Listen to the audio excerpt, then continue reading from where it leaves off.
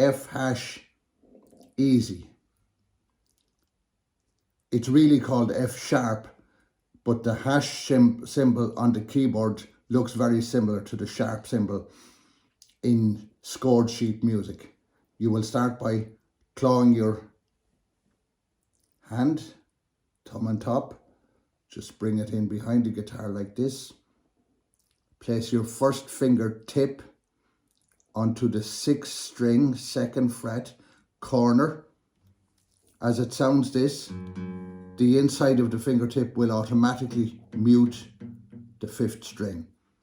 When you strum 6, your audience only hears 5.